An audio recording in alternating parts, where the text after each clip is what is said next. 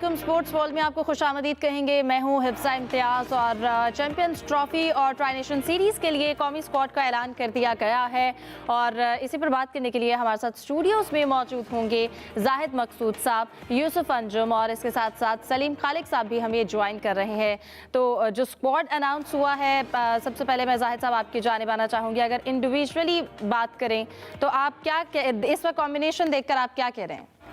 देखें, अगर इसी स्क्वाड का ऐलान करना था तो मेरा ख्याल है इतने इंतज़ार की ज़रूरत नहीं थी, क्योंकि बुनियादी तौर पर यह कहा जाता था कि साइम अयूब की इंजरीज़ का बोर्ड इंतज़ार कर रहा है कि उसकी इंजरी का पता चले, और सबको पहले ही पता था कि उनकी अभी प्लस्तर चढ़ा हुआ है। जैसा कि आज मोहसिन नकवी साहब ने प्रेस कॉन्फ्रेंस में बताया कि उनका प्लस्तर उतर गया है और रिहैब में भी 3 से 4 हफ्ते लगेंगे। इसके अलावा तो कोई ऐसी चीज़ नहीं थी कि इतनी ताख़ीर की जाती, कि उसमें जो सरप्राइज़ एंट्री जो है वो फ़हीम अशरफ की है। इवन मेरे लिए तो उस्मान खान की भी है, बड़े अरसे से टीम के साथ ट्रैवल कर रहे हैं। फिर खुशदिल शाह, जो जैसा कि पहले भी हम जिक्र कर चुके हैं, वो कई दफ़ा टीम में आए, कई दफ़ा निकले, वो अच्छे प्लेयर हैं, लेकिन अगर आखिरी उनको 6 या 7 ओवर्स में बारी मिलेगी वनडे में तो अच्छा स्कोर कर सकते हैं। मुल्तान सुल्तान की तरफ से भी बहुत अच्छा खेलते हैं, लेकिन अगर उन्हें 40 ओवर से पहले 37 या 38वें ओवर में विकेट गिर गई और खुशदिल को खेलना पड़ा तो उनके लिए मुश्किल हो जाएगा। इस जगह पर खेलने के लिए मेरे नज़दीक जो हसीबुल्ला ज़्यादा बेहतर थे। फिर ओपनिंग की अगर बात की जाए तो एक ओपनर तो आपने ले लिया कि जिनकी ऑटोमेटिक चॉइस थी। लगता था कि पहले भी फ़खर जमा के साथ ज़्यादती हुई, एक ट्वीट उनकी कहना चाहिए उनके कैरियर के रास्ते की रुकावट बन गई और उनको बाहर बिठा दिया गया। उनके साथ ओपनिंग कौन करेगा? अब बोर्ड का ये मौक़िफ़ है कि बाबर आजम या सऊद शकील करेंगे।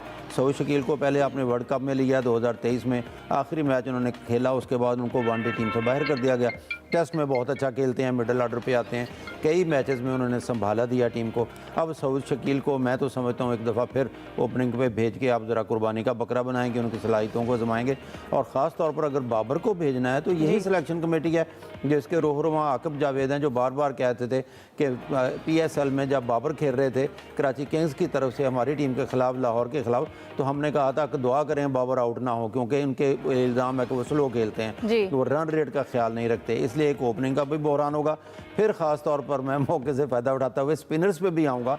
आपने सिर्फ एक इब्रार जो है इसमें शामिल किया, शायद इसके साथ सलमान अली आगा और फिर खुशदिल शाह से बॉलिंग करवाएंगे। दूसरी तरफ इंडिया के पास 4 बॉलर्स हैं, बल्कि इवन न्यूजीलैंड के पास भी बिल्कुल। हम इंडिविजुअली भी जो प्लेयर्स हैं उन पर बात करेंगे। सलीम साहब बताइएगा, जो स्क्वाड अनाउंस हुआ है, कुछ ऐसे नाम थे जिनका हमने सोचा नहीं था, जिक्र नहीं किया, तो कितना सरप्राइजिंग है ये स्क्वाड आपके लिए?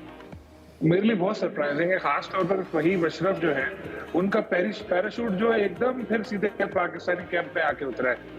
और ये बड़ा अजीब बात है कि किस परफॉर्मेंस की बेस पे उनको लिया। इतने अरसे से क्रिकेट खेल रहे हैं, कोई ऐसी गैर मामूली इनकी परफॉर्मेंस नहीं है, लेकिन जब कोई इतना बड़ा इवेंट होता है एक दो ऐसे सरप्राइज हमें देखने को मिलते हैं। और आकिब जावेद देखें, जब तक टीवी पर थे, लाहौर कलंदर के साथ थे, वो एक दूसरा आकिब जावेद था। अब जब उनको इख्तिदार मिला तो वो फिर उन्हीं लोगों के नक्शे कदम पर चल पड़े जिनके बारे में वो पूरे कैरियर में, पूरी जिंदगी में तनकीद करते रहे। देखें, पाकिस्तान में या यूएई में हमें इंडिया से मैच खेलना पड़ेगा, हो सकता है फिर फाइनल में दोबारा इंडिया से मुकाबला हो यूएई में। वहां की पिचेस ऐसी नहीं है कि यहाँ पर बहुत ज्यादा पेसर्स को मदद मिलेगी। तो इसमें स्पिनर होने चाहिए थे हमारे पास, एक स्पिनर, और वो एक स्पिनर से हम तवक्को कर रहे हैं पूरे टूर्नामेंट में खेलेगा। अल्लाह ना करे कोई इसको फिटनेस मसला हुआ, कुछ और हुआ, क्योंकि रिप्लेसमेंट तो आ जाती है, लेकिन फिर भी एक स्पिनर ये कुछ समझ से बाहर है। इसके अलावा जैसे जाहिद साहब ने जिक्र किया, उस्मान खान ने यूएई की क्रिकेट छोड़ी, पाकिस्तान आए, पता नहीं उनके साथ ऐसा क्या मुआहदा हुआ है कि भाई इतने अरसे तक तुम्हें टीम में रखेंगे क्योंकि तुमने यूएई को छोड़ा। वो अभी भी टीम में बरकरार है, हालांकि इतनी खराब उनकी T20 में परफॉर्मेंस है, बहुत गैर जरूरी, गैर जिम्मेदाराना शॉट्स खेलकर हमेशा वो आउट होते हैं जब भी उनकी बैटिंग आती है, लेकिन वो बरकरार है स्क्वाड में। फिर जिस तरह ओपनिंग में बाबर को फिर एक दफा ओपनिंग कराई जाएगी, फिर बाद में आके पहले जैसे कहा कि हमेशा क्रिटिसाइज करते थे इस बात पे, अब वो फिर खुद बाबर को ओपनर बनाने पे तुले। और फखर के साथ तीसरे जो ओपनर आए हैं, जो हमारे नायब कप्तान सऊद शकील, ये बड़ी हैरत है। टेस्ट में वो वाइस कैप्टन है, यहाँ पर तो खैर सलमान है, लेकिन सऊद शकील जो है प्योर एक टेस्ट बैट्समैन है। उनकी जो बैटिंग होती है वो अगर खेले, वैसे तो कंसिस्टेंसी थोड़ी कम है, उनको एक इनिंग खेलते हैं, 2-3 में फिर फ्लॉप होते हैं, फिर एक इनिंग खेलते हैं तो चलते रहते हैं, लेकिन वनडे में उनको खिलाना, ये देखिए अगर आप ये सोचकर खेल रहे हैं कि यार यहाँ पे 225 230 रन बनेंगे तो आइडियल बैटिंग है, बाबर भी, सऊद भी, फखर तो खैर तेज खेलते हैं, फिर आप कह लोगे चलो ठीक है। लेकिन भाई ये क्रिकेट चेंज हो गई है। हम लोग अगर सोचते हैं कि चलो अपने 250 बना लिए, 260 बना लिए, जीत जाएंगे, तो भाई यहाँ सिर्फ हम नहीं खेल रहे, और भी टीमें आनी है खेलने के लिए। वो इस तरह नहीं खेलेंगी, उसमें रन बनाएंगी, तेज खेलेंगी, क्या पता 300 प्लस स्कोर जाए। बिल्कुल सलीम साहब, जैसे कि आप कह रहे हैं कि अगर जो क्रिकेट चेंज हुई है तो मैनेजमेंट ने अपना थॉट प्रोसेस भी क्या चेंज किया है। यूसुफ साहब, आपको क्या लगता है किस सोच की वजह से इस तरह का स्क्वाड बनाया गया है? एक स्पिनर के साथ आप चैंपियंस ट्रॉफी में ये टीम लेकर उतर रहे हैं। देखिए Hifza, Pakistan cricket board U turn लेने का माहिर है और हमेशा ऐसा देखने में आया कि जो सिलेक्शन कमेटी आती है वो दावे तो बहुत करती है कि हम ऐसा करेंगे, नए खिलाड़ियों को मौका देंगे, उनमें तसलसल चाहिए, एक खिलाड़ी को एक सीरीज़ खिलाकर ड्रॉप नहीं करेंगे। मेरे ख्याल में यहाँ पर उन्होंने आमिर जमाल और इरफान खान नियाज़ी के साथ बहुत ज़्यादती की है। आमिर जमाल पाकिस्तान टीम का हिस्सा थे, वो बैटिंग भी अच्छी करते हैं और फास्ट बॉलिंग में भी वो ज़ाहिर यकीनी तौर पर उनकी सलाहियतों का इतराफ़ किया गया था। अचानक से उनको ड्रॉप कर देना बगैर किसी वजह बना, या तो PCB को यह चाहिए था कि वो अनाउंस करता कि अगर आमिर जमाल को ड्रॉप किया तो उसकी वजह क्या हो सकती है, जो इसकी जब बिना पर अपने फ़हीम अशरफ को पिक किया। फ़हीम अशरफ ने सितंबर 2023 में आखिरी बार पाकिस्तान की नुमाइंदगी की थी। खुशदिल शाह को टीम में आना मेरे ख्याल में सरप्राइज़ है सबके लिए, क्योंकि उन्होंने अगस्त 2022 के बाद पाकिस्तान टीम की नुमाइंदगी नहीं की। फिर ऐसा क्या हो गया कि उन्होंने इतनी अच्छी कहाँ परफॉर्मेंस दिखाई? सिर्फ किसी लीग की परफॉर्मेंस की बुनियाद पर वनडे स्क्वाड का हिस्सा बनाना मेरे ख्याल में बहुत बड़ा सवालिया निशान है सिलेक्शन कमेटी पर। और ख़ास तौर पर उस कंडीशन में जब पाकिस्तान के समझता है कि पाकिस्तान को अब अपनी कंडीशन में बेहतर कम्बिनेशन के साथ जाना चाहिए था। मेरे ख्याल में यहाँ पर अगर शकीर की वापसी हुई है टेस्ट स्क्वाड में परफॉर्मेंस की बुनियाद पर, तो साजिद खान और नुमान अली से क्या उनका कसूर हुआ था? उन्होंने भी तीन कंडीशन में परफॉर्मेंस की थी, उनको भी स्क्वाड का हिस्सा बनाना चाहिए था। स्पिनर के शोबे में पाकिस्तान की पोजीशन खासी कमज़ोर दिखाई दे रही है मजमूई तौर पर। आमिर जमाल का मेरे ख्याल में ज़्यादा सरप्राइज़ है मेरे लिए उनका टीम में ना होना। जाहिद साहब, जिस तरह के अब एक्सपेरिमेंट किए जा रहे हैं, आपको क्या लगता है टीम कब तक इन एक्सपेरिमेंट को जो है, या आवाम एक्सपेरिमेंट को देख सकेगी? पिचेस की देखते हुए, उनकी कंडीशंस को देखते हुए इस तरह का स्क्वाड सेलेक्ट करना? देखें हिफ्ज़ा, बाकी टीमें तो बन चुकी हैं, उन्होंने अपनी ओपनिंग भी तश्कील दे दी है, उन्होंने अपने प्लेयर को रेस्ट भी दे दिया है और अब वो ताज़ा दम होकर आएंगे। दूसरी तरफ हमारा तो अभी कम्बिनेशन ही नहीं बन रहा, क्योंकि ओपनिंग का अभी तक फैसला नहीं हुआ और सब पहले हम साहिब का इंतज़ार करते रहे। यहाँ जैसा मैंने पहले भी जिक्र किया, सबसे ज़्यादा हैरान कौन चीज़ है कि किस चीज़ का इंतज़ार किया जा रहा था स्क्वाड का अनाउंस करने में।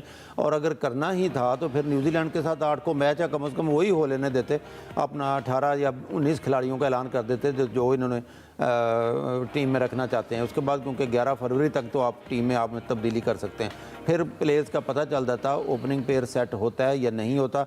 जैसा पहले जिक्र किया है कि भारतीय टीम जो है 4 स्पिनर्स के साथ आ रही है। कुलदीप यादव हैं जिनको पाकिस्तानी बैट्समैन खेलते हुए अक्सर मुश्किलात का शिकार होते हैं, अक्सर पटेल हैं, जदीजा हैं उनके पास, वाशिंगटन सुंदर हैं जो इंग्लैंड के खिलाफ बहुत अच्छा है, जिन्होंने परफॉर्मेंस दिखाई। इसलिए न्यूजीलैंड की टीम में 2 स्पिनर बहुत अच्छे हैं, उनके कप्तान जो है मिचेल सैंडनर वो बहुत अच्छे स्पिनर हैं। हमने सारा बोझ जो है इब्रार पे डाल दिया, सुफियान को हमने बाहर बिठा दिया जिन्होंने अपने आखिरी वनडे मैच में 4 विकेटें ली हैं। तो हम तो अभी तक इवेंट सर पे आ गया। हमने स्टेडियम बनाने के साथ साथ एक शोर भी, एक जिम्मेदारी भी कि हम पाकिस्तान में हो रही है। लोगों की तवक्को है कि 2017 में पाकिस्तानी टीम जो है गिरती पड़ते तनकीद की जद में आते हुए इब्तदाई मैचेस हारने के बावजूद जीती। आज तक हम उसको याद भी करते हैं और उस पर फ़ख्र भी करते हैं, जिसमें फ़ख्र ज़मान ने सेंचुरी बनाई थी। और इधर दूसरी तरफ देखा जाए तो स्क्वाड कम अज़ कम फ़िलहाल तो बिल्कुल ही इत्मीनान वाला नहीं। एक दफ़ा फिर हम इसी उम्मीद पर जिंदा हो जाएंगे कि पाकिस्तानी क्रिकेट टीम कुछ भी कर सकती है, किसी लम्हे बाजी पलट सकती है। बस यही उम्मीद लिए हम फिर जो है अपने उम्मीदों का दिया जलाकर बैठ जाएंगे। सलीम साहब, क्या इतना अनप्रेडिक्टेबल टीम का होना, फिर मैनेजमेंट के भी डिसीजन इतने अनप्रेडिक्टेबल होना टीम पर किस तरह का असर डालेंगे? बिल्कुल असर तो पड़ेगा, क्योंकि जब एक बैलेंस स्क्वाड होगा, कोई कैप्टन है उसी वक्त उससे अच्छा परफॉर्मेंस सामने ले सकेगा। लेकिन ये स्क्वाड बैलेंस लग नहीं रहा किसी लिहाज से भी। अगर आप देखें ओपनिंग में भी इशूज नजर आ रहे हैं और स्पिन में भी इशूज नजर आ रहे हैं। हाँ, पेस अटैक तगड़ा है, शाहीन कम बैक कर रहे हैं, नसीम है, हारिस है, पेस अटैक जो है वो तगड़ा है। लेकिन आपको पता है यहाँ हमारी पिच पे ऐसा कौन सा होगा कि यहाँ पर पेसर्स आते ही तबाही मचा दे। यहाँ पर तो या तो स्पिनर्स चलेंगे या फिर बैट्समैनों का। सलीम साहब, अगर स्पिनर्स की ही बात कर रहे हैं तो फिर नुमान अली, साजिद को क्यों नहीं कंसिडर किया गया? बिल्कुल, ये आकिब जावेद से हमको ये सवाल जरूर पूछना चाहिए। लेकिन होता ही है कि जब कोई ऐसा मौका आता है क्योंकि वो खुद उनको पता होता है, ये जो हमारे आइंस्टाइन है या दूसरे लोग हैं, कि यार अगर मैं अभी मीडिया के सामने आया तो जैसे लाहौर में था तो यूसुफ अंजुम जैसे अच्छे रिपोर्टर मेरी धज्जियां उड़ा देंगे सवाल कर करके, तो इसलिए वो आते ही नहीं, बच्चों को भेज देते थे। असद शफीक बेचारा मिस्किन सा क्रिकेटर, जो बहुत गरीब सा सीधा साधा, सारी क्रिकेट इस तरह खेली तो प्रेस रिलीज में 4 कोट्स डाल दी। यहाँ तो आना चाहिए था आकिब जावेद को, एक एक प्लेयर पर बताते कि यार इसको हमने लिया इसकी वजह ये थी, इसको हमने नहीं लिया इसकी वजह ये थी। लेकिन उनके पास शायद खुद कुछ सवालों के जवाब नहीं होंगे, इसलिए वो नहीं है। भाई इतना बड़ा इवेंट है, इसकी तो प्रेस कॉन्फ्रेंस करनी चाहिए थी, उसमें स्क्वाड बिल्कुल जाहिद साहब, कल हम यही अगरकार, अजीत अगरकार मौजूद थे, उन्होंने हर क्वेश्चन का जवाब दिया है, लोगों को सेटिस्फाइड किया कि किस प्लेयर को लिया, मोहम्मद सिराज को क्यों बाहर बिठाया। हमारे यहाँ उन्होंने प्रेस रिलीज जारी कर दी, इनके पास जवाब ही नहीं है, प्रेस रिलीज जारी की ना। अगर इनसे पूछते हैं जैसे कि भाई फहीम अशरफ के लिए, वो क्या जवाब देते हैं, लेकिन मैं जवाब देता हूँ, फहीम अशरफ का ट्विटर हैंडल देख लें, कुछ अरसे पहले आपको आइडिया हो जाएगा क्यों वो टीम में आए। जाहिद साहब, हम खुद यही बात कर रहे थे कि इतना बड़ा इवेंट है और हम उम्मीद कर रहे थे कि आज जब मोहसिन नकवी प्रेस कॉन्फ्रेंस के लिए आए तो उस वक्त टीम का उन्होंने अनाउंस करनी थी, लेकिन फिर 6:30 का वक्त दिया गया और फिर बस एक प्रेस रिलीज में प्लेयर्स के नाम जारी कर दिए गए। क्या लगता है इसके पीछे इसी वजह से कि क्वेश्चंस उठेंगे बहुत ज़्यादा टीम पर? देखिए यही लगता है, क्योंकि अक्सर ये होता है कोई आम सीरीज़ हो तो उसमें तो ये होता है कि चलें प्रेस रिलीज जारी कर दी, आपने क्वेश्चन आंसर का सेशन नहीं किया। लेकिन आज तो ये चैंपियंस ट्रॉफी है, पूरे 7 मुल्क जो है अपनी टीमों का ऐलान कर चुके हैं, सबसे आखिर में हम कर रहे हैं। हमारी तवज्जो चलें ये भी मान लिया कि पहले टेस्ट सीरीज़ जारी थी वेस्ट इंडीज़ के साथ, लेकिन उसका हम तवक्को करते थे कि जिस दिन टेस्ट ख़त्म हुआ वक्त से पहले दूसरे तीसरे दिन टीम आ जाएगी। 2 चीज़ें होती हैं, एक है कि जिन प्लेयर्स का इंतखाब किया गया वो ज़हनी तौर पर मेंटली तैयार होंगे कि हम इस टीम में हैं और अपनी प्रैक्टिस शुरू करेंगे। दूसरा ये है कि आपने कोई ना कोई फिटनेस मसाइल हैं तो उनका आप इंतज़ार कर रहे हैं। आप बिल्कुल उस वक्त टीम अनाउंस कर रहे हैं जब 4 या 5 को अब न्यूजीलैंड भी आने वाली है, साउथ अफ्रीका भी आने वाली है, कल 1 फरवरी है, दिन भी थोड़े रह गए हैं, और फिर आप उसमें ऐसे प्लेयर हो सकता है मे बी फहीम अशरफ या खुशदिल शाह, उनको पहले बता दिया गया हो, लेकिन हैरान कौन टीम ज़रूर है। बज़ाहिर तो हमें ये बैलेंस टीम बिल्कुल दिखाई नहीं देती। यूसुफ साहब, आप कहिएगा, अगर हम उस्मान की बात करें तो कितने चांसेस देने हैं, और अगर एक प्लेयर को इतने चांसेस देने, अगर उसके साथ इंसाफ किया जा रहा है तो फिर टीम के साथ कितनी नाइंसाफ़ी है? देखें, बहुत से सवालिया निशान है पूरी टीम सिलेक्शन पर, क्योंकि जिस तरह टीम का इंतखाब किया लग यही रहा था कि पाकिस्तान की टीम एक मजबूत कम्बिनेशन के साथ मैदान में उतारी जाएगी, इसलिए ताख़ीर भी की जा रही थी। लेकिन खुदा पहाड़ कहते हैं ना निकला चूहा, तो वही बात हुई है कि इसमें कोई ऐसी कम्बिनेशन हमारी जो सिलेक्शन कमेटी को बनाने में कामयाब नहीं हो पाई अच्छी तरह, जिसको सराहा जाना चाहिए था। उस्मान खां यकीनी तौर पर एक T20 के प्लेयर हैं, उनको इस तरह वनडे स्क्वाड का हिस्सा बना लेना मुतवातर, उसको कम्बिनेशन के साथ चांस देना, मेरे ख्याल में फिर अब्दुल्ला शफीक को भी चांस मिलना चाहिए था। वो हमारे अच्छे ओपनर भी थे, कम्बिनेशन भी अच्छा हो जाता। अगर उस्मान खां पर ही अपना पाकिस्तान सिलेक्शन कमेटी इतनी मेहरबान थी तो फिर मेरे ख्याल में अब्दुल्ला शफीक का भी हक बनता था कि उसको भी टीम में लेना चाहिए था। अब दुआओं की ज़रूरत होगी, ज़ाहिर है परफॉर्मेंस तो हमारे सामने अभी तक हम तवक्को कर सकते हैं कि अपनी कंडीशन में किस तरह की ये परफॉर्मेंस स्क्वाड देगा। दुआ है कि अच्छी परफॉर्मेंस दे, लेकिन इसके साथ साथ हमें दुआओं की ज़्यादा ज़रूरत पड़ेगी।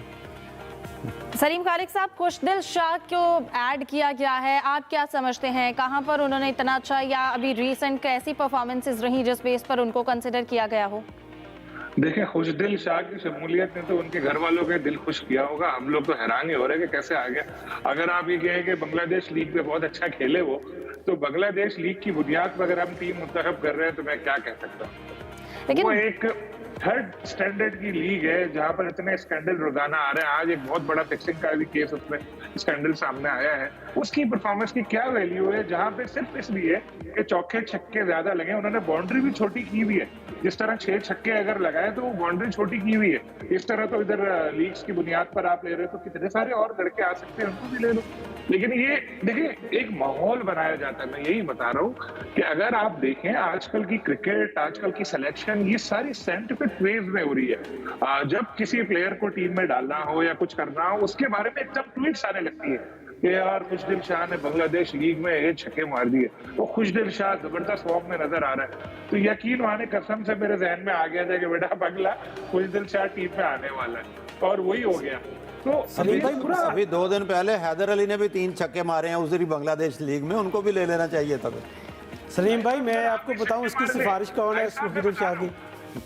नहीं राइस आपको मैं बता रहा हूँ, जिस तरह की वहाँ बाउंड्री है, आप भी छक्के मार ले बांग्लादेश लीग में 2-3, फिर हम बोलेंगे इनको भी टीम मिलो। वो असल में इस वक्त जो कैंप लगा हुआ ना लाहौर में स्ट्राइकर फोर्स का, तो खुशदिल उसका हिस्सा थे और इसी वजह से जो अब्दुल रज़ाक के उसके हेड कोच हैं जो स्ट्राइक फोर्स का कैंप देख रहे हैं, मेरे ख्याल में उन्होंने इसकी सिफारिश की होगी कि यार ये छक्के चौके बड़े लगा रहा है, इसको आप ले लें। तो साथ उसकी थोड़ी सी खूबी इजाफी स्पिनर की भी है, तो हो सकता है कि सिलेक्शन कमेटी उनकी राय से मुतफिक हुई, इसकी बना पर उनको टीम में लिया गया हो। बगैर फील्डर के चौके छक्के लगाने पे टीम नहीं ले लिया नेट पे कि भाई इधर बहुत अच्छे लगा रहे हैं। बस ये तो विजन हमारा कमाल का है, अगर ऐसा उन्होंने सोच समझ के किया। और भाई देखिए, हम एक तो सबसे अफसोस की बात ये है कि हम लोग पावर हिटर्स नहीं तलाश कर सके, हमारे पास ऐसे प्लेयर ही नहीं है। T20 में हमारे पास नहीं है तो वनडे की हम क्या बात करें। और इस कैंप के जरिए अगर हम सिर्फ सोचें कि यार ये स्ट्राइक कैंप लगाया तो ये आएंगे लड़के आके कमाल कर देंगे, वो इतना आसान नहीं है। खेल खेल कर और खुदादाद सलाहियतें होती है जिसकी बुनियाद पर ये चीज होती है सिर्फ। लेकिन मैं अभी भी ये कहूंगा कि ये लीग वीक की बुनियाद पर, खाली एक इवेंट की बुनियाद पर जो है आप अगर टीम सेलेक्ट कर रहे हैं तो ये बहुत गलत है। और होपफुली बीइंग अ पाकिस्तानी, हम लोग तो सब यही चाहते हैं टीम बहुत अच्छा परफॉर्म करे, लेकिन जो स्क्वाड सेलेक्ट किया है इन्होंने, मेरा ख्याल है इस वक्त वो खुद भी मोबाइल फोन बंद करके बैठे होंगे, उनको पता होगा कि अभी हमारा इस वक्त चल रहा होगा सारे चैनल्स पे इधर उधर। जाहिद साहब, जिन खिलाड़ियों को ड्रॉप किया गया है, इरफान खान नियाजी, अब्दुल्ला शफीक और दीगर, आपको क्या लगता है फिर उनको ड्रॉप करने की क्या ही रीज़न होगी? देखिए, अब्दुल्ला शफीक तो मैं समझता हूँ अच्छे प्लेयर हैं, बुरे प्लेयर नहीं है। सियालकोट से उनका ताल्लुक है और ऑस्ट्रेलिया में वो अच्छा खेले थे, लेकिन बदकिस्मती कह लें उनकी, एक ऐसे मौके पे जब चैंपियंस ट्रॉफी के लिए स्क्वाड भी बनता था, वो मुसलसल जो उन्होंने रिकॉर्ड एक बेहतरीन कारकर्दगी का बन गया, वो 3 मैचों में तीनों पे डक पे आउट हुए, 0 पे आउट हुए। तो अब्दुल्ला शफीक तो इसकी नज़र हो गया। इरफान नियाजी का, जैसे यूसुफ अंजुम साहब ने कहा, उनके साथ ज़्यादती है, हार्ड हिटर हैं, जैसे खुशदिल को कहा जाता है, ऐसे तो इरफान नियाजी भी खेलते हैं। पहले भी जिक्र मैं हसीबुल्ला का कर चुका हूँ, हसीबुल्ला अच्छे हैं, बुरे नहीं हैं। फिर इमाम को साथ आपने रखा हुआ है, उनको खिलाते नहीं है। कि 3 रोज़ा मैच खिलाया था, उसके बाद टेस्ट में भी उनकी जगह नहीं मिली, वनडे में वो बुरे नहीं हैं। इस तरह से जिन प्लेयर्स को भी ड्रॉप किया गया है, मैं समझता हूँ बहरहाल जिनको शामिल किया गया उसकी कोई ना कोई बुनियाद होनी चाहिए, कि कोई ना कोई वजह सिलेक्टर्स को बतानी चाहिए थी कि हम फ़लाँ को ले रहे हैं तो उस पर तरजीह दी है, तो किस लिए दी है। अगर ये फेस भी करते तो इन्होंने यही कहना था कि हमने टीम कम्बिनेशन देखते हुए ये टीम बनाई है, तो कम्बिनेशन हमारी समझ में तो खैर नहीं आ रहा, ना ओपनिंग का आ रहा है, ना स्पिनर्स का आ रहा है कि बाकी टीमें स्पिनर पर रिलाई करेंगी, जैसा कि पाकिस्तान की पिचेज़ होती हैं, इवन दुबई की पिच भी होती है। फास्ट बॉलर्स यहाँ बहुत ज़्यादा कारगर साबित नहीं होते, स्पिनर्स ज़्यादा चलते हैं और फिर बैटिंग अच्छी करनी पड़ती है। और बैटिंग का शोबा ही हमेशा पाकिस्तान का हमें कमज़ोर दिखाई दिया, क्योंकि बॉलर्स तो अपना कोई ना कोई रोल प्ले करते ही रहते हैं हर मैच में। ठीक है, बॉलर्स की बैटर जो टीम कॉम्बिनेशन है, अगर इसको हम अरेंज करें तो वो भी कैसे होगा, इस हवाले से बात करेंगे, लेकिन एक ब्रेक के बाद आप हमारे साथ रहिए।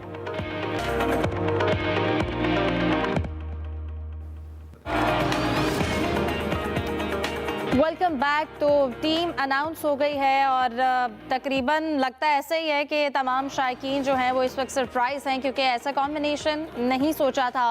अब सलीम साहब, जो कॉम्बिनेशन अब सामने आया है, इसको देखकर साइम अयूब की कमी कितनी फील हो रही है?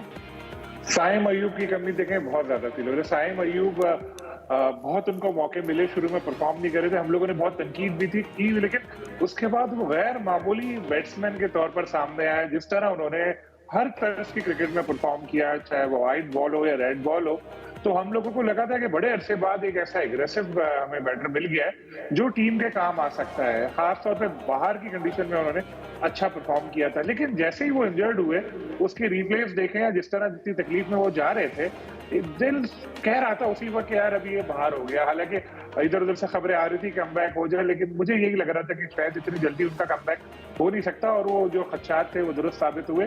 पाकिस्तान को कमी महसूस तो होगी, लेकिन साथ में खुश आइन बात यह है कि फखर जमान वापस आ गए हैं, और फखर बहुत अच्छी फॉर्म में है। और फॉर्म तो उनकी पिछले दिनों भी खराब नहीं थी, लेकिन थोड़ा सा बोर्ड उनसे नाराज हो गया था। उन्होंने जो बाबर के हवाले से ट्वीट की थी, कहा तो गया था कि फिटनेस मसाइल हैं उनको, लेकिन इतने फिटनेस मसाइल तो फखर को पूरे कैरियर में ही रहे हैं, जिस तरह इमाद वसीम को रहते थे, लेकिन वो खेलते रहते थे। अभी मैं IL T20 में फखर की बैटिंग देख रहा था, बड़ा जबरदस्त उन्होंने कई अच्छी इनिंग्स खेली हैं और इसके अलावा उनकी फिटनेस भी बेहतर नजर आई। लेकिन फखर जैसे प्लेयर को जैसे एक लीग की बुनियाद पर तो जज नहीं किया जाता, वो तो पहले ही उनके पास बहुत हैवी परफॉर्मेंस है, उनकी अच्छी परफॉर्मेंस है, तो उनके आने से थोड़ा सा बैलेंस ये होगा। लेकिन साथ में ओपनर का मसला हो गया क्योंकि हमने किसी रेगुलर को लिया नहीं। अब्दुल्ला ठीक है 0-0-0 बुरे लग रहे थे, उनकी थोड़ा मेंटल ब्लॉक है या कुछ मसला उनके साथ ऐसा हुआ है, 0 से निकल जाते आगे, काश वो कुछ मैचों में तो शायद बड़ी इनिंग भी खेल पाते। तो लेकिन इतने सारे 0 देखकर बहुत बुरा लगता है। हो सकता है अगर अब्दुल्ला टीम में होते तो हम ही लोग बैठ के तनकीद कर रहे होते कि इतने 0 के बावजूद वो टीम में कैसे आ गया। साथ इमामुल हक, वो भी बहुत उनके ऊपर तनकीद होती रही। लेकिन उसके बाद जब हम अपने मौजूदा ऑप्शंस देखें तो इमामुल हक तो हमें उसमें काफी आगे नजर आते हैं। अब तो हो सकता है ऐसे तो सलीम साहब फिर अगर मौजूदा ऑप्शंस को देखें तो अब्दुल्ला शफीक का भी ऑप्शन बुरा नहीं था। हाँ, वो बिल्कुल बात वही मगर आ रही है ना कि उनकी जो इतने सारे 0 हैं, 7-0-4 एक वनडे में, फिर T20 में भी शायद उन्होंने 3 0 किए थे, तो वो जो है ना वो बहुत महसूस होता है। तो अब जैसे बात हमने पहली की कि हमेशा आकिब भाई कहते रहे बाबर आजम, बाबर जैसे हम बचपन में क्रिकेट खेलते हुए कहते थे ना कि यार ये पप्पू को आउट ना करना, ये जब तक है हमारी जीत है, ये स्लो खेलता रहेगा। तो आकिब भाई भी टीवी पे बैठ के इसी तरह कहते थे कि बाबर को हम आउट नहीं करते PSL में, कि ये है तो हमें इत्मीनान रहता है कि हमें जितवा देगा, यानी कलंदर को इतना स्लो खेलता है वो। बाद में भी वो क्रिटिसाइज करते रहे, लेकिन फिर एकदम अब जब होता है दायरे के सैलरी आती है अच्छी, तो बंदा जो है सब ख्यालात बदल जाते हैं, जज्बात बदल जाते हैं उसके। तो उनके साथ भी ऐसा ही हुआ, अब चेंज हो गया। जिस चीज में क्रिटिसाइज करते थे वही चीज अभी वो कर रहे हैं। तो मैं इसीलिए कहता हूँ क्रिकेटर्स की तनकीद को इतना दिल पे नहीं लेना चाहिए। उनकी तनकीद सिर्फ उस वक्त तक होती है जब तक नौकरी नहीं मिलती। नौकरी मिलती है तो वो भी बहुत अच्छी बातें कर रहे होते हैं। वो तो मीडिया वाले हैं जो बात करते हैं। तो भी इस टीम से अगर माइनस करके एक लम्हे के लिए सोचें तो आपको क्या लगता है तब क्या इस टीम की सूरत हाल होती और उनके जो मुतबादल है कंपनसेट कर पाता कोई खिलाड़ी? देखें इब्जा, बाबर आजम पाकिस्तान का सबसे बड़ा खिलाड़ी है और ये हम सब मानना चाहिए, चाहे T20 हो, चाहे टेस्ट मैच हो, चाहे वनडे फॉर्मेट हो। उसके सिवा कोई ऐसा हमारे पास मुतबादल नहीं है जिसकी वजह से हम समझें कि बाबर का रिप्लेसमेंट कोई हो सकता है। बाबर आजम को थोड़ा सा अपनी फॉर्म पे थोड़ा बेहतर करना पड़ेगा। उन पहले उन्होंने यकीनी तौर पर एज ए कैप्टन परफॉर्मेंस जो दी थी उस पर थोड़ा सवालिया निशान हमेशा उनकी बैटिंग स्ट्राइक के हवाले से रहा है। लेकिन अब बाबर आजम के पास कोई प्रेशर नहीं है और ये मौका होता है इतने बड़े इवेंट में खुद को परफॉर्म करना। ICC T20 वर्ल्ड कप में अच्छा परफॉर्म नहीं कर पाए, जिसके बाद उनकी जो परफॉर्म थी वो डिस्पन उससे रूठ गई थी। तो विराट कोहली और बाबर आजम के साथ आजकल एक जैसा मामला चल रहा है। अभी गो के जनूबी अफ्रीका के खिलाफ सीरीज में कुछ बाबर आजम ने स्कोर करने की कोशिश की है, कुछ बेहतर हौसला तो मेरे ख्याल में बाबर आजम के पर तो कोई सवाल बनता ही नहीं है कि उनको टीम में नहीं होना चाहिए। उनका टीम होना यकीनी तौर पर पाकिस्तान के लिए एक अच्छी बात है कि उनकी वजह से पाकिस्तान की जो कम्बिनेशन वो अच्छा दिखाई देता है। एक उम्मीद की किरण वाहिद बाबर ही होते हैं जब तो विकेट पर खड़े रहते हैं। गो के बाज़ वो अक्सर हम तनकीद भी करते हैं कि स्ट्राइक रेट उनका थोड़ा स्लो है तो उनको बेहतर करने की ज़रूरत है। मेरे ख्याल में बाबर आजम को थोड़ा इस पर फोकस करना होगा। जब वो अब दोबारा इतनी दफ़ा हम उनको देखेंगे वनडे स्क्वाड में तो वो अच्छा परफॉर्म करते आएंगे। बाबर के अलावा मेरे ख्याल में कोई इस वक्त ऐसा खिलाड़ी है नहीं हमारे पास डोमेस्टिक में जिस पे एतबार किया जा सके, एतमाद किया जा सके, वो टीम को लंबा इनिंग्स दे सकते हैं। और वो वैसे तो मजमूई तौर पर अगर बात की जाए वेस्ट इंडीज़ ने हमारे पूरे क्रिकेट का जो ढांचा है उसका पोस्टमार्टम करके रख दिया है। पहले हम इतराते थे कि हम स्पिन ट्रैक बनाकर गैर मुल्की टीमों को फंसा लेंगे, लेकिन गैर मुल्की टीमों ने इस फार्मूले का तोड़ निकाल लिया। अब हमारे पास पाकिस्तान का कोपिंग मैकेनिज्म ये है कि एक स्पिनर को आपने ऐड किया है। मुदस्सिर नज़र साहब साबिक क्रिकेटर हमारे साथ मौजूद हैं। बहुत शुक्रिया मुदस्सिर साहब आपके वक्त का। जो स्क्वाड अनाउंस किया गया है चैंपियंस ट्रॉफी और ट्राई नेशन सीरीज़ के हवाले से, आप उस कॉम्बिनेशन पर क्या कहेंगे? पाकिस्तान के एक तो खुशाइन बात है कि 4 फास्ट बॉलर्स इन्होंने सेलेक्ट किए हैं कि तो जो सारे एक्सपीरियंस बॉलर हैं, रिवर्सिंग भी करते हैं और तेज़ भी हैं। साइम अयूब के ना होने से थोड़ा सा नुकसान हुआ बैटिंग में, क्योंकि बैटिंग ऊपर के 3-4 नंबर तो ठीक लग रहे हैं, मिडिल ऑर्डर बिल्कुल बेहद नज़र आ रही है। और फिर क्योंकि काफ़ी डेस्परेट है पाकिस्तान ऑलराउंडर के लिए, इसलिए फ़हीम अशरफ का इन्होंने इंतखाब किया है। तो मिडिल ऑर्डर और साथ 5वां बॉलर मुझे क्वेश्चनेबल लग रहा है पाकिस्तान का। ये पाकिस्तान टीम को इसका नुकसान हो सकता है। अगर साहब बाबर आजम की बात हमने पहले की है, उसके साथ साथ अगर हम स्पिनर की बात करें, सिर्फ इब्रार अहमद के साथ इन कंडीशन में खेलना आप समझते हैं कि एक बेहतर कम्बिनेशन है पाकिस्तान के लिए? एक अगर इजाफी स्पिनर रख लिया जाता मजीद तो ज़्यादा बेहतर हो सकता था। किसकी बात कर रहे हैं जी? स्पिनर की, इब्रार के साथ एक और इजाफी स्पिनर। बिल्कुल बिल्कुल, एक spinner out and out spinner कम है और बहुत ज़्यादा इन्हिसार हो रहा है 3 4 5 बॉलर पे भी।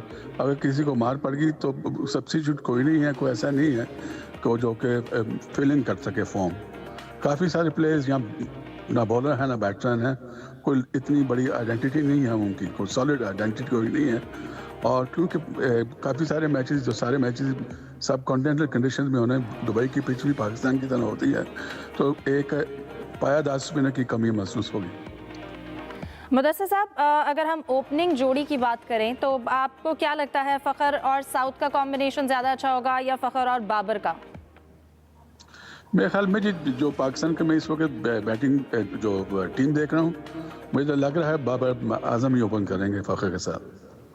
और फ़खर क्योंकि काफ़ी तेज़ खेलते हैं, बाबर उनके साथ स्टडी रेट पे जाएंगे, 3 और 4 पे दूसरे आएंगे लड़के। साउथ शकील के आने से यह है कि इनके मिडल ऑफ में थोड़ी सी स्टेबिलिटी आ गई जो कि मिसिंग है, क्योंकि उसके बाद भी काफ़ी सारे लड़के जो हैं वो कुछ जाने बचाने नाम नहीं हैं उनके, या जो खेले हैं 3 4 5 6 मैच खेले हुए हैं, इन एंड आउट हुए हुए हैं। मुदस्सिर साहब, आपका यूएई का तो बहुत एक्सपीरियंस है माशाल्लाह, वहाँ पे जॉब भी की, वहाँ पिचेस को भी समझते हैं। पाकिस्तान और इंडिया का मैच वहाँ पे हो रहा है जिसको इवेंट की जान कहा जाता है, तो अगर इंडिया की टीम का थोड़ा सा देखा जाए तो विराट कोहली, रोहित शर्मा आजकल आउट ऑफ फॉर्म है, इधर पाकिस्तान के पास जो है अभी ओपनिंग सेट नहीं हो रही, तो कैसा देखते हैं आप? जोश व खरोश पूरी दुनिया में होता है पाकिस्तान और इंडिया का मैच देखने के लिए, कितना प्रेशर होगा दोनों टीमों पर? दोनों टीम पे प्रेशर होता है, इसलिए देखें कैसी टीम बनती है, क्या होता है।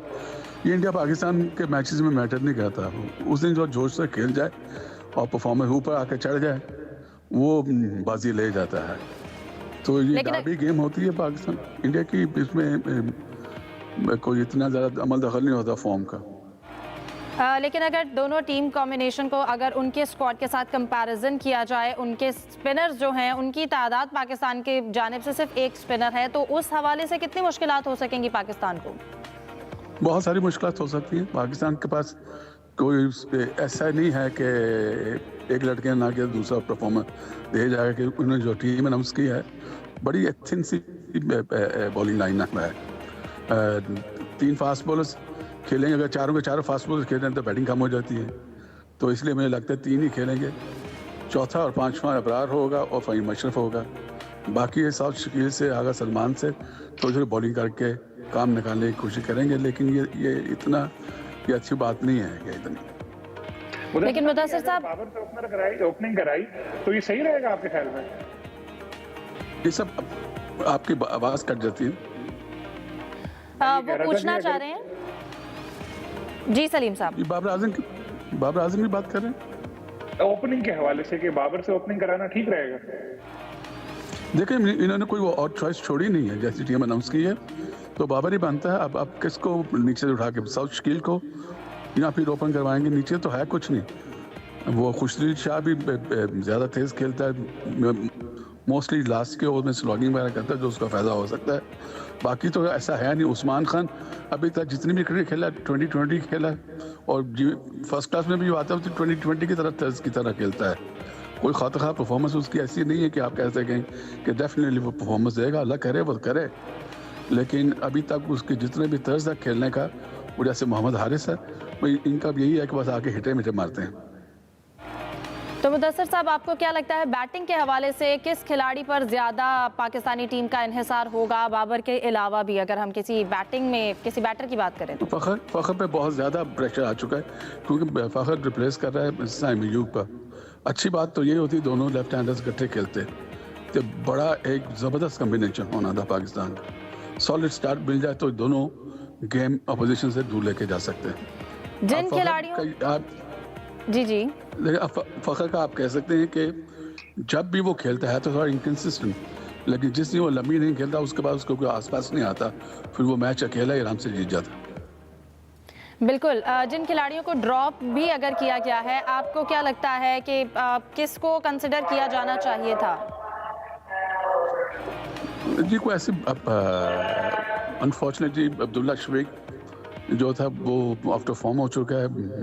पिछले कुछ सालों में बड़ा अच्छा नाम था पाकिस्तान के क्रिकेट में आया था, और फिर साइम अयूब के ना होने से बहुत नुकसान है। अब इन्हिसार बल्कि करना पड़ेगा शायद कामरान गुलाम पे। कामरान गुलाम जो है वो स्पिनर्स को बहुत अच्छा खेलता है और सब कॉन्टिनेंट की पिचेस पे उसको फ़ायदा होगा। फास्ट बॉलर्स में थोड़ा सा क्वेश्चन मार्क है, लेकिन नंबर 4 या 5 पे आएगा तो उमूमन स्पिनर्स या मीडियम पेसर्स लगे होते हैं, तो इंशाल्लाह ताला वो परफॉर्मेंस दे सकता है। ठीक है, साबिक टेस्ट क्रिकेटर मुदस्सर नज़र साहब, आपके वक्त का शुक्रिया।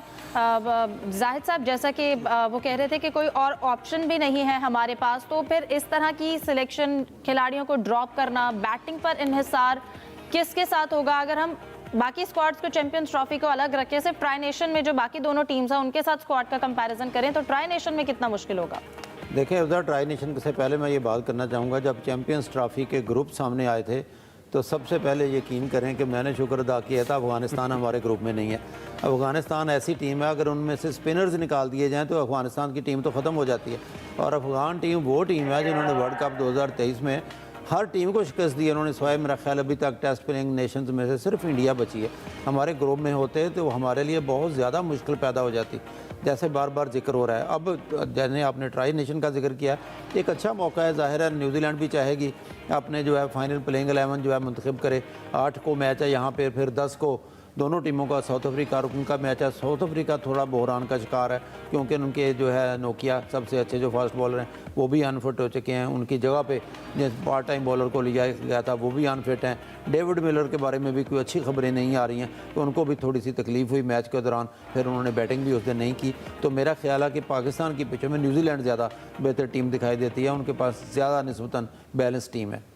अब यूसुफ साहब, अगर हम आज खबर क्योंकि सामने आई मिचेल मार्श के हवाले से, वो भी रिहैब में, उनकी दोबारा से दर्द की उनको शिकायत हुई, और वो उसका ऑस्ट्रेलिया की अगर हम स्क्वाड का जिक्र करें तो उन पे कितना फ़र्क पड़ेगा? देखें, वो उनके बेहतरीन कम्बिनेशन था उनका बना हो, लेकिन इंजरी चूँकि खेल का हिस्सा है तो यकीनी तौर पर मिचेल मार्श का बाहर होना ऑस्ट्रेलिया स्क्वाड के लिए बहुत बड़ा एक धचका होगा। अभी तक उनके मुतबादल का ऐलान नहीं किया गया, लेकिन ऑस्ट्रेलियाई टीम के लिए यकीनी तौर पर उनका ना होना एक नुकसान हो सकता है। और चूँकि ऑस्ट्रेलिया की टीम अब यहाँ पर 18 तारीख को पहुँचेगी, यहाँ पर उसका जो पहला मैच होगा लाहौर में ही होगा, और 22 तारीख को यह मैच खेलेगा। लेकिन ये बड़ा मैच होगा, जिस तरह पाकिस्तान इंडिया का मैच होता है, तो बिल्कुल उसी तरह ये ऑस्ट्रेलिया इंग्लैंड का मैच भी होगा जो 22 फरवरी को यहाँ पर रखा गया। और क्योंकि लाहौर में कोई और मैच नहीं है पाकिस्तान के जितने मैचेस हैं वो पिंडी में हैं, कराची में या दुबई में हैं, तो ये एक बड़ा मैच है जो लाहौरी शायकीन के लिए इतने तौर पर उसके मुंतज़र होगा, क्योंकि आईसीसी चैंपियन ट्रॉफी का पहला मैच होगा जो कज़ावी स्टेडियम में खेला जाएगा। इस हवाले से यकीनी तौर पर यहाँ के लोगों को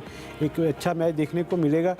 कम्बिनेशन के हवाले से अगर बात की जाए तो मेरे ख्याल में थोड़ा सा हमें एडवांटेज जहन में रखना चाहिए कि 28 फरवरी के बाद माह रमज़ान भी शुरू होना है। टीम कम्बिनेशन जो भी हो, लेकिन माह रमज़ान में जो मैचेस होंगे पाकिस्तान टीम के, यकीनी तौर पर हमारे तमाम पाकिस्तानियों की जो बाहर दुनिया में मुसलमान रहते हैं उनकी दुआएं भी शामिल हाल होंगी।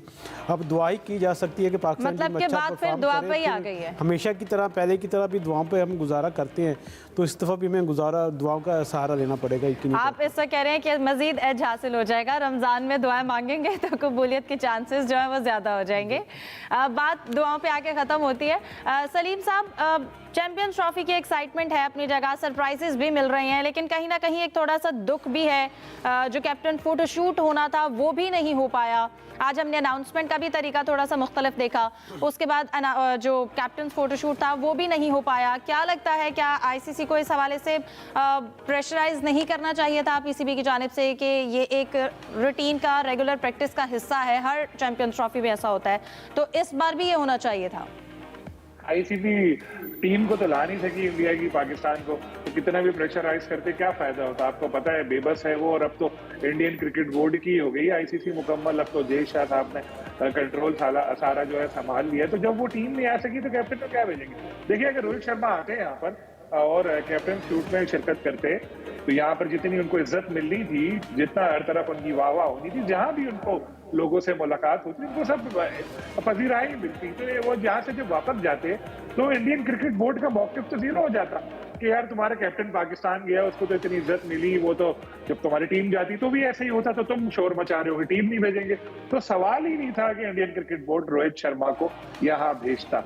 अब ये वजह या कोई और वजह है, लेकिन जो किसी भी सोर्सेस कहते हैं वो कहते हैं कि जी प्लान ही नहीं था इस तरह के कोई तकरीब होगी कि कैप्टन जिसमें होंगे। और वैसे मैं आपको बताऊं, जो अमेरिका में भी T20 का हुआ था ये वर्ल्ड कप पिछले साल, उसमें भी मेरा ख्याल है कि शायद कैप्टन का फोटो शूट वगैरह नहीं हुआ था। यूसुफ साहब को शायद राय साहब को अच्छी तरह आया था, लेकिन मुझे जितनी याद है कि नहीं हुआ था। तो कोई ऐसा जरूरी नहीं है कि हर ICC इवेंट से पहले हो, लेकिन अब जो पाकिस्तान करवा रहा है अपने तौर पे हम लोग भी बड़ा अच्छा कर रहे हैं। एक नहीं, तो 3 तकरीब करवा रहे हैं। कल ये खबरें भी उड़ाई गई थी कि तकरीब नहीं होगी, लेकिन अब तो 3 हो रही है। नेशनल स्टेडियम पे एक जो उसके तजीने 9 के बाद 15 तजीना आराइश के बाद वहाँ, फिर लाहौर में फिर एक ओपनिंग सेरेमनी टाइप की होगी। तो पाकिस्तान के पास उधर मौका है कि सारा कुछ जो भी है जबरदस्त अंदाज में करे और दुनिया को दिखाए कि भाई ये कितना जबरदस्त हम लोग ये सब कुछ कर सकते हैं। वैसे एक और बात भी है कि ICC के जो इवेंट्स होते हैं ना, तो उसमें इतना शोरगुल हल्ला गुल्ला ये लोग करते नहीं है कि शाहरुख खान को बुला के डांस करवा ले, ऐसा करवा ले, वैसा करवा ले। ये लोग हल्का फुल्का अपना करते हैं। हम भी आतिफ असलम को बुला के 2-4 घंटे सुनवा देंगे आप लोगों को, वो भी टेप में चल रहा होगा, वो मुंह चला रहा होगा वहाँ पे। बिल्कुल ठीक है। यूसुफ साहब, हम तैयारियों के हवाले से भी बात कर रहे थे। आज भी मोहसिन नकवी ने कहा कि स्टेडियम तैयार हो जाएगा, 3 तकारीब भी की जा रही हैं, सारी चीज़ें जो हैं वो एंडिंग पे पहुंच चुकी हैं। देखिए हिफ्जा, अगर टीम नहीं बन सकी कोई बात नहीं, चलो स्टेडियम तो हमारा बन गया, इतने कम वक्त में इतना प्रोजेक्ट बन गया, तो यकीन किया जा सकता है कि टीम भी आने वाले वक्तों में मिलेगी। आज जब आपने सवाल किया मोहसिन नकवी साहब से कि टेस्ट सीरीज़ में जो पाकिस्तान टीम की परफॉर्मेंस थी कि आने वाले वक्तों में कोई ऐसा आपका प्लान है कि रेड बॉल और वाइट बॉल की टीमों को अलग अलग किया जाए, तो उन्होंने 1 साल का टाइम देते हुए कहा कि 2026 में यकीनी तौर पर आप देखेंगे कि रेड और वाइट बॉल की जो टीमें अलग होंगी, उसके लिए थोड़ा टाइम चाहिए और उसके लिए थोड़ी प्लानिंग चाहिए। तो उम्मीद की जा सकती है कि पाकिस्तान की क्रिकेट जिस तरह बेहतर करने की कोशिश की जा रही है, अगर यू टर्न ना लिए जाएँ तो मेरे ख्याल में नए खिलाड़ियों के साथ उनको मौका दिया जाए तो फिर पाकिस्तान की टीम के हालात बेहतर हो सकते हैं। जाहिद साहब, अगर इस टीम कॉम्बिनेशन को अगर हम अरेंज करें मिडिल ऑर्डर में, ओपनिंग में, तो आपको क्या लगता है, क्या सोच कर के इस तरह से ये कॉम्बिनेशन बनाया गया है? देखिए, अभी जो PCB की ख्वाहिश लगती है वो बाबर आजम या सऊद शकील को कहते हैं। सऊद शकील जो है मिडिल ऑर्डर के बैट्समैन है। बाबर का जो वनडे में रैंकिंग है और हमेशा परफॉर्मेंस बाबर की काबिल फ़ख्र रही है, अच्छी रही है वनडे में, वो उनकी वन डाउन की पॉल पे है। ये ठीक है कि बाद का अगर ओपनर आउट हो जाए तो बाबर ओपनिंग पे भी एक किस्म का आना पड़ता है, लेकिन ये एक नया तजर्बा होगा बिल्कुल ओपनिंग के हवाले से। फिर स्पिनर का हम बार बार जिक्र कर चुके हैं, लेकिन मेरा ख्याल है हमारी बैटिंग अगर चलने के लिए तो बॉलिंग हमारी इस काबिल ज़रूर है कि दूसरी टीम को रोक सके। और फिर ख़ास तौर पर ये जो पहले सीरीज़ हो रही है और न्यूजीलैंड के साथ मैच है, इसमें ही अंदाज़ा हो जाएगा कि पाकिस्तान किस प्लेइंग 11 के साथ आगे जाना चाहता है, क्योंकि ये जो ट्राई सीरीज़ है इसमें एक मैच पाकिस्तान ने यहाँ न्यूजीलैंड के साथ खेलना है, साउथ अफ्रीका के साथ कराची में खेलना है, और फिर पाकिस्तानी टाइम अगर क्वालिफाई करती है तो गोया कि 3 मैचेस पाकिस्तान को मिल सकते हैं अगर फाइनल तक पहुँचता है। तो 3 मैच इनफ हैं पाकिस्तान को अपनी प्लेइंग 11 सेट करने के लिए चैंपियंस ट्रॉफी को टारगेट को सामने रखते हुए। वैसे सर जी जाहिर साहब, साथ में फील्डिंग भी अच्छी करना पड़ेगी, सिर्फ बैटिंग बॉलिंग से काम नहीं चलेगा, ना दुआओं से काम चलेगा। फील्डिंग जब तक अच्छी नहीं होगी, मेरे ख्याल में ऐसे तो ना के रमजान में दुआएं मांगनी है, दुआओं का असर तो होगा, वो भी रमजान में रोजे रख के दुआएं मांगेंगे। सलीम साहब, अनप्रेडिक्टेबल टीम और उस टीम के साथ आज मोहसिन नकवी ने कहा कि हम ये कब सारे पाकिस्तानी चाहते हैं कि हम चैंपियंस ट्रॉफी जीतें, तो आपको लगता है कि कोई सरप्राइज मिलेगा और हम जो है वो ट्रॉफी हासिल करने में कामयाब? इंशाल्लाह हम जीतेंगे मोहसिन नकवी से। अनप्रेडिक्टेबल टीम है, कुछ भी हो सकता है, रमजान में है, दुआएं भी मांगेंगे। देखिए, मुसलमान टीम हमारी अफगानिस्तान की भी है, बांग्लादेश की भी मुस्लिम टीम है, वो लोग भी दुआएं मांगेंगे, वो भी क्रिकेट में स्किल भी चाहते हैं, दुआएं तो चलती है, लेकिन ये और अगर सिर्फ उम्मीद यही है, जैसे होम ग्राउंड पे इवेंट हो रहा है, सबसे बड़ी बात तो ये है ना कि होम ग्राउंड पे इवेंट है, वैसे ही अपने लोगों के सामने खेलते हुए एक नया जोश और जज्बा तो प्लेयर्स में आ ही जाता है। तो अगर हमारे जैसे पुराने प्लेयर्स हैं, फखर हैं, बाबर हैं, रिजवान, इनमें से कोई परफॉर्म कर गया, और जैसे ये सऊद और इनको जो लिया गया है उस्मान को, बड़े सवाल तो हैं इनके ऊपर। लेकिन फिर भी उम्मीद करते हैं कि ये जो टीम सेलेक्ट की गई है वो, और रमजान में यूसुफ साहब का कहना है मांगी गई दुआएं कोई रंग लाएंगी और चैंपियंस ट्रॉफी में ये टीम जो है वो कामयाब हो पाए, तमाम की दुआएं हैं। आज के प्रोग्राम से दीजिए इजाजत, अल्लाह हाफिज।